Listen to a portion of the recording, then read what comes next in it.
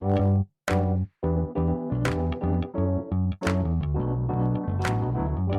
by Riverside.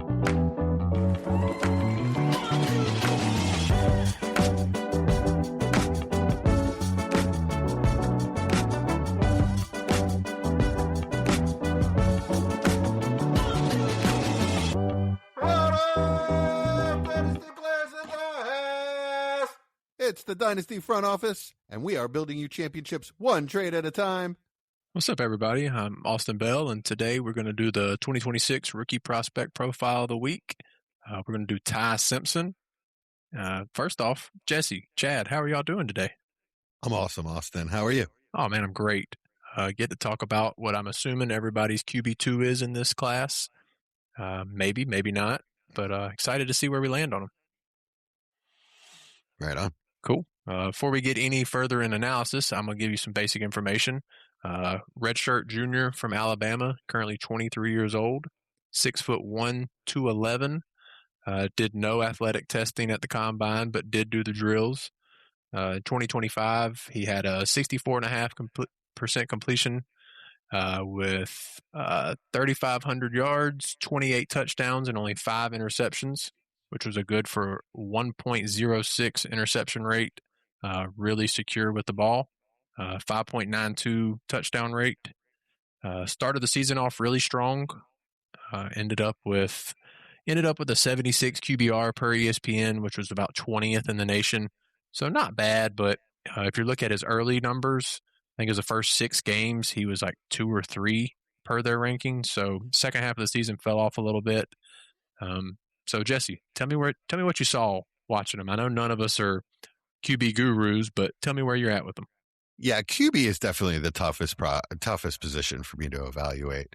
One thing I can tell you about Ty Simpson is that he's a really good processor. I want to say elite, but this goes into his biggest negative is we just haven't seen him enough to know that it's elite. Yeah. So we haven't seen him in enough situations. We haven't seen him face enough adversity to know that he's going to be elite when the going really gets tough. What we've seen so far has been great. He's an excellent processor pre-snap. After the snap, he goes through his reads quickly. He knows where to go with the ball. He knows the system. He's a great point guard type quarterback. The arm strength is good, but not great. The downfield accuracy is not great either. But the short to intermediate is his game. He's pinpoint accurate in those situations or in those areas. But he's also not really that big. So he's kind of got that against him, and he doesn't have that rocket arm. He's got a good arm. He's got good arm strength, and he's got good arm talent, but it's not that rocket arm. Honestly, what it all boils down to me is he's a little like a right-handed Tua, but Tua had been around, man. Yeah. Tua had been, he won a national championship, or 2, right? It was more than one, wasn't he? It was the one where he took over for Hurts. Yeah, I don't remember well enough to speak on it. Yeah, I don't watch college football enough to know that. But so, like I said, he doesn't have the experience, and Tua was very polarizing as well because he didn't have the arm strength and the size and the flashy traits.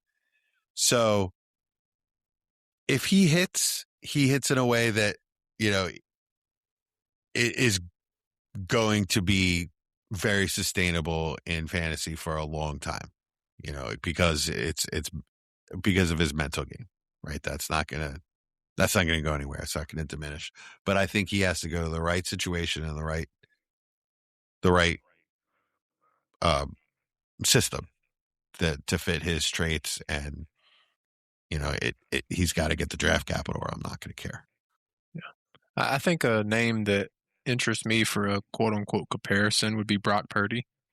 He's a lot less careless with the ball, but the way he plays the position and kind of what you're wanting to see out of him in the NFL is that type of quarterbacking.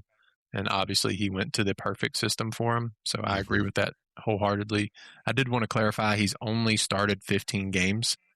I did forget to mention that, which, as Jesse said, is a very big concern. And also, as I brought up early, started the season really strong. Some people are going to say it's because of the injury, which they never really disclosed exactly what it was, just that he got hurt. It's also the competition got better as the season went, so I think you can make an argument either way. But Chad, where do you land on this? Yeah, he's interesting. It's crazy because if you watch his first, 8 games, it was like Tennessee was the last like really good game. Everything before that, man, like he looks special. He looked really good. But yeah, I just remember watching him against I think it was South Carolina or Oklahoma. I forget who that week 9 game was. But it wasn't it wasn't good, and it just went downhill from there. The last 4 games were really rough. I hope there was some kind of injury holding him back, but he's just one of these guys that 1-year starter. There's a lot left on the bone as far as what we need to find out about him. Quarterbacks for Dynasty, for fantasy, really 50-50. They're coin flips anywhere you get them, right, as far as the guys that get draft capital. So if he gets it, I'm going to go after him. But yeah, there's not any kind of trait that I look at from a physical perspective that jumps off the page. I will say, man, the dude is courageous across the middle of the field. Like he's going to make, if you just watch his tape, if you cut out the middle of the field and you just watch those throws, you're like, man, this guy is like legit early first round talent. He's really good in the middle of the field, but it's just some of the kind of off platform kind of stuff, off script, which he does well at some points, and other points he's just missing throws. I think it was like 56% or 57% in the last 4 games completion percentage, which is just not good enough. It's not good enough. And yeah, like, Georgia, Indiana, a couple other good games in there. So really good competition, but still you just want to see something better than that from a guy going in the first round. Yeah, we're unfortunately not going to get, was it University of Louisiana Monroe much in the NFL?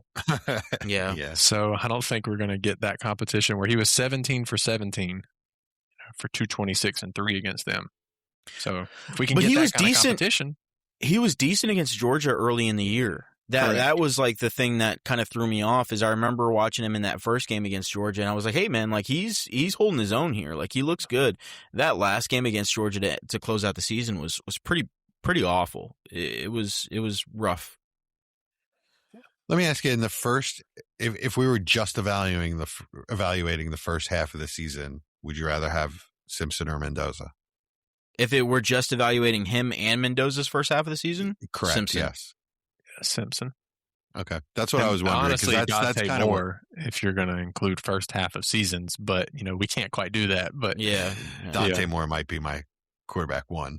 Yeah, we'll talk about it. We'll talk about him next year. Yeah. But yeah, Ty Simpson's start to the season was really, really good. I think if you're cutting out like I said, those 7 or 8 games from Mendoza to start off the year and from Ty Simpson, I think Ty Simpson was a better player. Yeah. So I found a little more context to the injury. Shout out the Tuscaloosa News.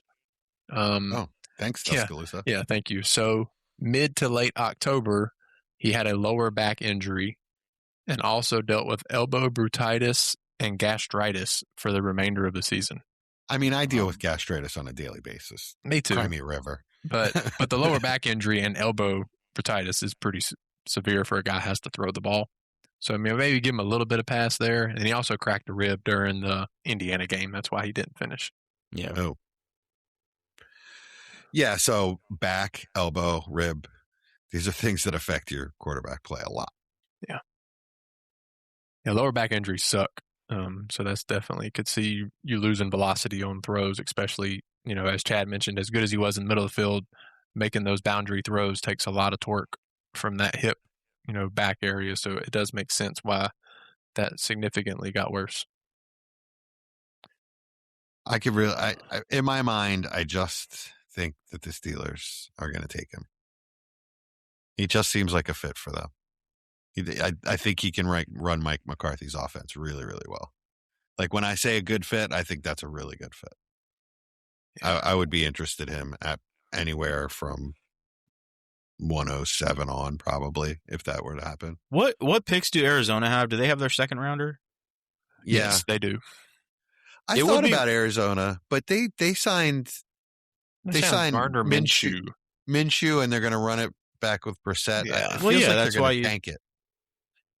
Yeah, but if you're gonna take a shot at a quarterback, or if you need to take a shot at a quarterback, the way I see it, just do it every year you can, right? And if Ty Simpson's there at the back end of the first, if they can trade back in and get him, and then also use their first round pick earlier to make their roster better, I don't see why they shouldn't do that, because they have some pieces in play, with Marvin Harrison, with McBride, and it's not a barren roster. And these quarterbacks, like we said, they're dart throws. So I would say that's the smart move, but maybe not the likeliest. I mean, I agree totally. I think if being the Rams lost that late first now, I think the real hope is a team in the early second does move up if Pittsburgh doesn't take them. Because the rest of that late first, I mean, Chargers, Philly, maybe Cleveland, maybe. But maybe. Chicago, no. Buffalo, no. San Fran, no. Houston, probably not. Kansas City, Denver, New England, Seattle. So my worry is that he makes it to the back end of the first in the 20s, and the Cleveland Browns take him at 24. That's my big worry. But as long as that doesn't happen, there's not too many landing spots that I'm too worried about, to be honest with you. Yeah, I think I agree with that statement. The Jets. If If Arizona or the Jets trade up into the back of the first, or even take him with their high second, it kind of precludes them from taking a quarterback next year. So I don't think they will. No, it doesn't. We watched Arizona do it. They took Josh Rosen. They just did that with Kyler the next year. Josh Rosen was such an unmitigated especially bust. With the Arizona in general. Like, if it doesn't work this year for them, that whole coaching staff is gone for sure. So, if they don't see some kind of progress, even if it's not from a young quarterback, if the team doesn't seem like they gel, Gannon's not going to be there. So a new coach could absolutely want a new quarterback to work with. Gannon got fired. No, he didn't. Didn't he? No. They changed front office. They fired Petzing. And they kept Gannon. Huh? Yeah. That's the thing with quarterback. If you don't have one, you don't want to be the Cleveland Browns, right? Like, the Cleveland Browns just don't have a quarterback on the roster. Maybe Shedeur pans out, but Mike LaFleur is their head coach. Oh yeah, you're right. Thank you. But yeah. So you just don't want to be in quarterback purgatory. I say take a dart throw. Take as many as you need to. I don't think taking a quarterback at the late first, means you can't take one next year. If you take one in the late first, you have him in your building for a year. You don't like, what you see, then you go and get another guy. I agree totally. Especially if you're not taking him in the early first. Early first is harder to get rid of that next year. A late first, who cares? I mean, take bad players all the time in the late first. Ty Simpson he's not the right guy to do that with, though. Like, he needs development. So if you're only giving him a year, you're not going to learn that much about him. Yeah. I mean, I don't disagree with that statement either, to be honest, but the NFL's changed a lot from what we saw 2 decades ago. Yeah, nearly. It's so true. I mean, it really is a year-to-year league. Yeah, unless you're a top 5, top 10 kind of quarterback, you're not really getting time. Like, that's just the reality of it. Yeah, it's unfortunate because he needs time.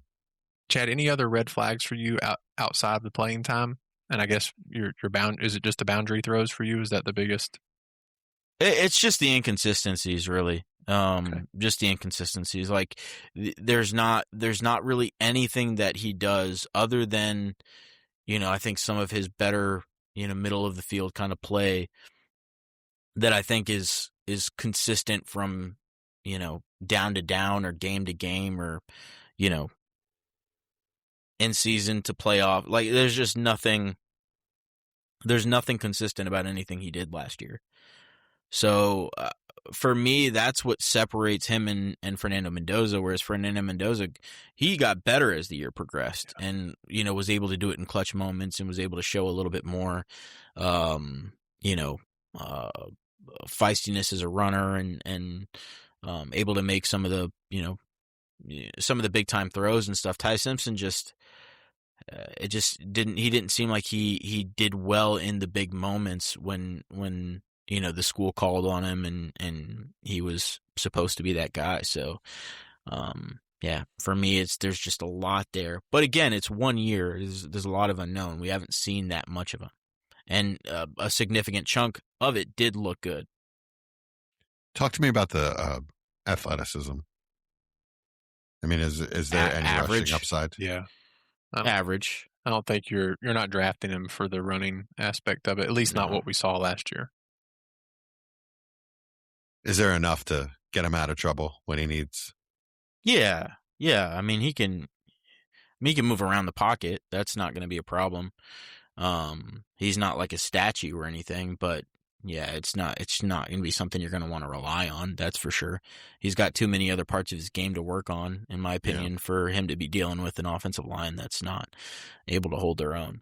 That's one of the main reasons why, a place like Cleveland to me is like a death sentence because they literally don't have a offensive lineman coming back this year from what was last year. Maybe that's a good thing, but it's also an entirely new line where they don't know what they're getting.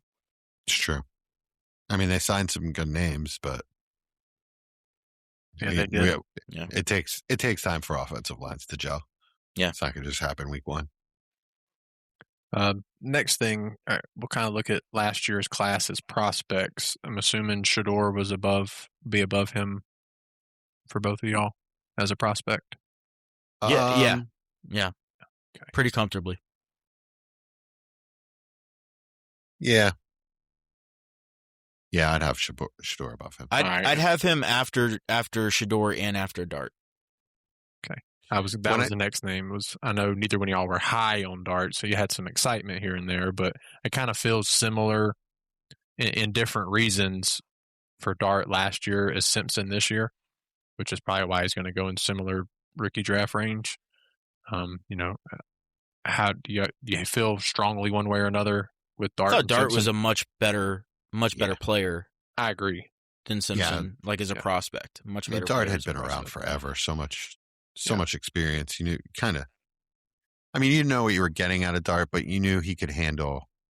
He can handle just running an offense. It's my biggest question. I guess my biggest question actually is about Ty Simpson is if his superpower, if his elite trait is his processing pre-snap and just after the snap, and he's so inexperienced, then how do those two things marry up?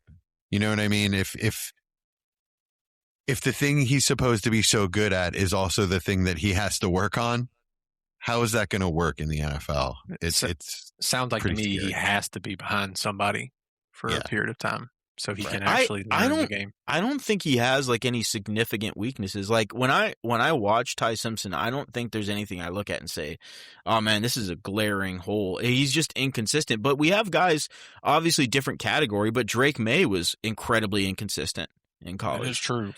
So it's not to say that a player can't be really inconsistent in college, especially in a small sample size, and then come out into the league and not put things together. If I think there's a certain amount of aptitude that quarterbacks just have or they don't, because there's so much processing going on, not just before a snap, but also after the snap. And if they can't do it, they can't do it. So I think that's what we're kind of waiting on to see if Ty Simpson can just process after the ball is snapped. But everything else, I don't think there's any kind of significant weakness for me, at least. And the ball security is encouraging.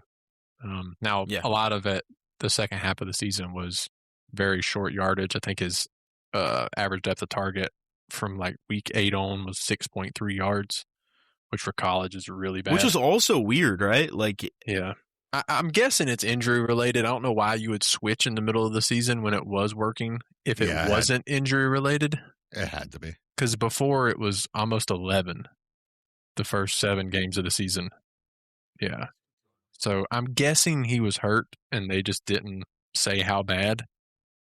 But that is it's a stark difference from Chad's right. It's the Tennessee game on. That's South Carolina game, on. It's just the experience for me. When you look at the list of quarterbacks that have, the amount of starts that he has, 15 starts coming out, it's ugly. It's really bad. It's really ugly, and that makes him an outlier. So now I'm spending my late first on an outlier, which in this draft, you're kind of going to have to, so. Could probably do worse, especially at the quarterback position. Yeah, at least it's a quarterback. But I want everyone to understand that lack of experience does make him an outlier. Yeah, I agree. All right, anything else on Ty Simpson? I don't think there's much else we know as of now. I think until he gets drafted, we're just kind of hopeful. But anything else y'all have? No, that's it for me. I got nothing else on it. Cool. Well, this has been the Rookie Prospect Profile of the Week. Next week, we'll be doing Mike Washington Jr. Thanks, everybody. Ladies and gentlemen, welcome to the front office.